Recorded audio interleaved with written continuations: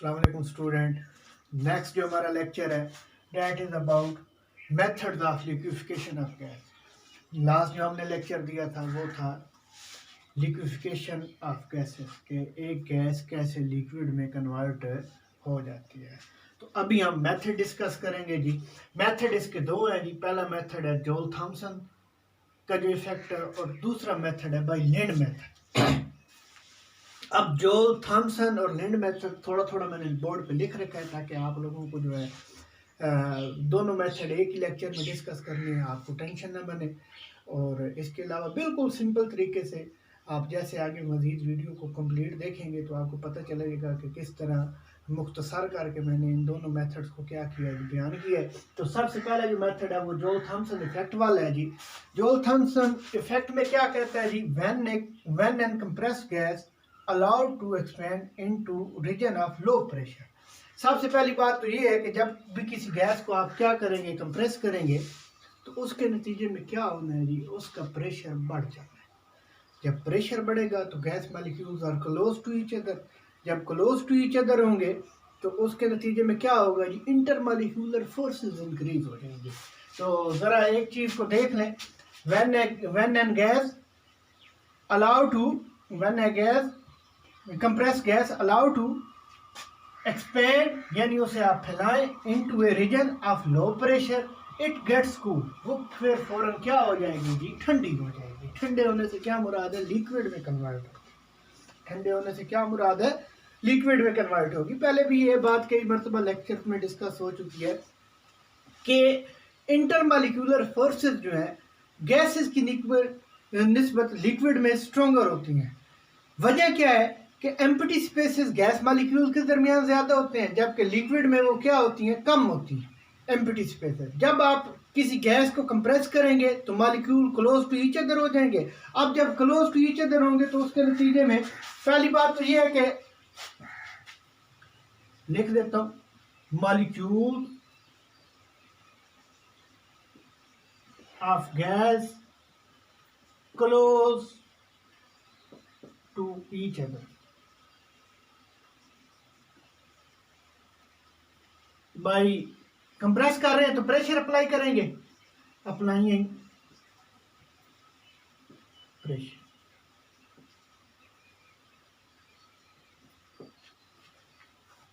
अब जब close to each other हुए तो उसके नतीजे में क्या होगा जी, अट्रैक्टिव फोर्स डेवलप होंगे।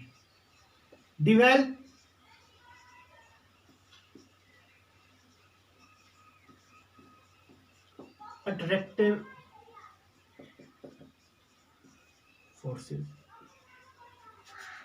अब इसी गैस को आप अलाउ करो एक्सपेंड करने का किसी नोजल जेट के जरिए, यानी बारीक सुराख हो और उसमें से आप इसे क्या है जी, ऐसे रीजन में भेजो जहां पर क्या है जी, प्रेशर लो। क्योंकि आपने इस गैस को तो कंप्रेस किया हुआ है, इसके मॉलिक्यूल्स तो क्लोज टू ईच अदर है, इंटरमॉलिक्यूलर फोर्सेस बढ़ गई हैं, डेवलप हो चुकी हैं। तो आप इसे अलाउ कर रहे हैं जी, allow to gas, allow to gas molecule expand in low pressure region through किसके जरिए, इन नोजल जेट।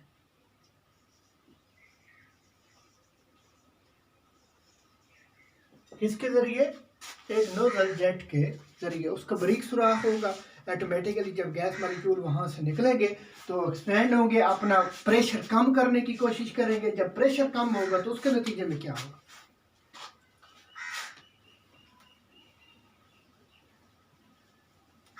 इस बात को अगर आप लोगों ने समझ लिया तो आपको फौरन पता चल जाएगा कि कैसे ये गैस मॉलिक्यूल्स क्या हो जाते हैं जी, लिक्विड में कन्वर्ट होते हैं।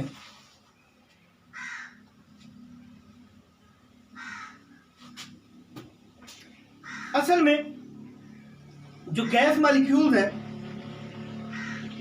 Energy is taken from gas itself और उसी के नतीजे में वो क्या हो जाती है, अपनी एनर्जी को यानी अट्रैक्टिव फोर्सेस जो बनी है उसको ओवरकम करने के चक्कर में जाती है और एनर्जी क्या करती है जी, टेक करती है, जिसके नतीजे में वो क्या हो जाते हैं जी, कूल्ड होना शुरू हो जाते हैं। और वही किसका बहस बनती है जी, लिक्विफाइड होने का। फिर सुन लें कि जोल थॉमसन ने क्या कहा था कि किसी गैस जो कि एक्सपेंड हुई है उसको अलाउ करो, कहाँ पर, ऐसे रीजन में जहाँ पर जब उसे आपने क्या किया हुआ है जी, प्रेशर अप्लाई किया हुआ है, तो उसे आप एक्सपेंड करोगे यानी उसका प्रेशर कम करोगे, और ऐसे रीजन में जहाँ पर प्रेशर क्या होगा, लो होगा, तो सडनली जब उसे आप क्या करते हैं जी, वहाँ पे अलाउ करते हैं किसी नोजल जेट के जरिए, तो ऑटोमेटिकली वो क्या होना शुरू हो जाती है, कूल्ड होना शुरू हो जाती है। नेक्स्ट जो हमारा है वो मेथड है लिंड्स मेथड ऑफ लिक्विफिकेशन। लिंड्स ने बेसिकली इसी को अप्लाई किया, जोल थॉमसन को। लिंड्स ने किसको अप्लाई किया है जी, जोल थॉमसन को। जोल थॉमसन के मेथड को अप्लाई किया, उसने एक अपरेटस तैयार किया जी, वो अपरेटस थोड़ा सा चेक कर लें जी, और इसी अपरेटस को हम लेकर चलेंगे कि उसने गैस को कंप्रेस किया, कंप्रेस के बाद फिर ठंडा किया, क्योंकि कंप्रेस करने से उसकी एनर्जी बढ़ी थी और हीट आ गई थी, तो उस हीट को रिमूव करने के लिए उसने क्या किया जी, उस गैस को ठंडा किया। जब ठंडा किया तो सेम उसी पैटर्न पे नोजल जेट के जरिए उसने उसे वहाँ से रिमूव करवाया, उसका प्रेशर लो किया। तो अब सारा इसको देखते हैं कि क्या मेथड क्या है जी। ये कंप्रेसर है जिसमें एक तरफ से कौन सी चीज़ आ रही है, फ्रेश एयर। अब कंप्रेसर कंप्रेस करता है गैस को कितने प्रेशर पे, लिंड्स मेथड में जो प्रेशर है 200 ATM, 200 एटमॉस्फेरिक तक उसे क्या किया जाता है जी, कंप्रेस किया जाता है। जब ये गैस कंप्रेस होती है तो इसे यहाँ से इस पाइप के जरिए आगे चलाया जाता है। ये आगे उसने जाकर एक रेफ्रिजरेटर डिजाइन किया था। रेफ्रिजरेटर का काम क्या था कि ये जो कंप्रेस गैस है इसकी जो हीट है उसको रिमूव करना, यानी इस गैस को ठंडा करना।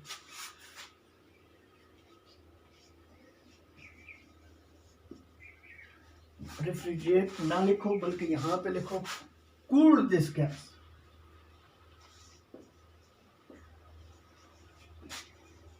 दिस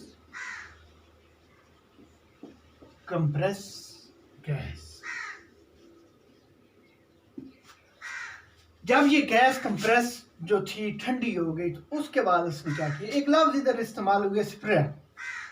इसका मतलब होता है बलदार। इसका क्या मतलब होता है, बलदार, यूं जिगजैग पोजीशन में। ये आप अगर देखें तो मैंने एंड पे क्या किया जी, आगे पीछे इसका ये पोजीशन बना दिया, जिसके एंड पे क्या लगी हुई है, एक नोजल जेट लगी हुई है। अब इसमें से गुजार कर उसे क्या किया गया जी, एक वाटर टैंक है जिसमें हमने अपनी वो जो लिक्विड गैस लिक्विड में कन्वर्ट हुई थी उसको इकट्ठा करना है, वो बना दिया जी। उसके अंदर इसे एक्सपेंड किया। तो अगला काम क्या है जी, allow to gas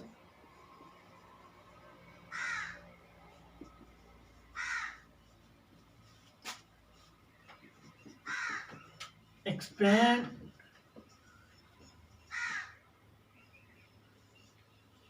by a nozzle jet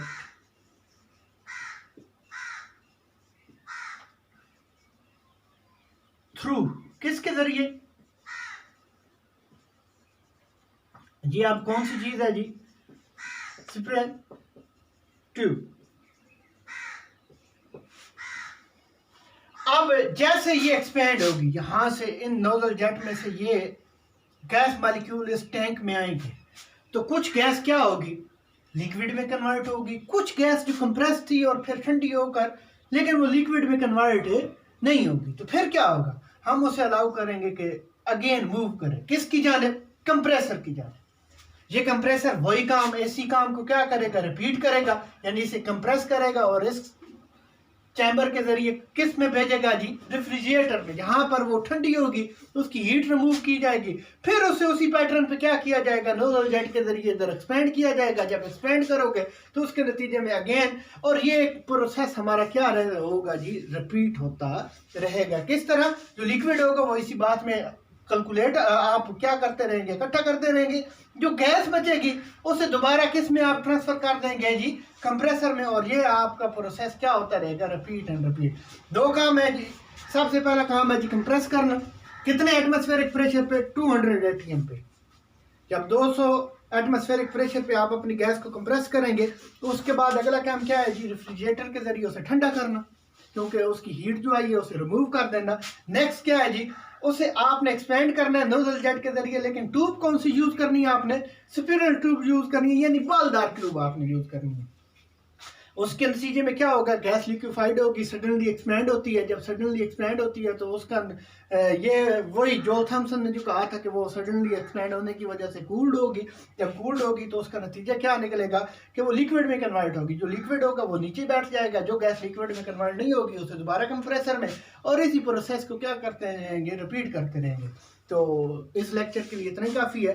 next जो लेक्चर होगा वो हमारा रीज़न बताऊँगा कि गैसेस आइडियल क्यों होती हैं और नॉन आइडियल क्यों होती हैं, तो उससे रिलेटेड होगा। तो वीडियो को मुकम्मल देखें, हमारे चैनल को सब्सक्राइब करें और बेल के आइकन को क्लिक करें। शुक्रिया।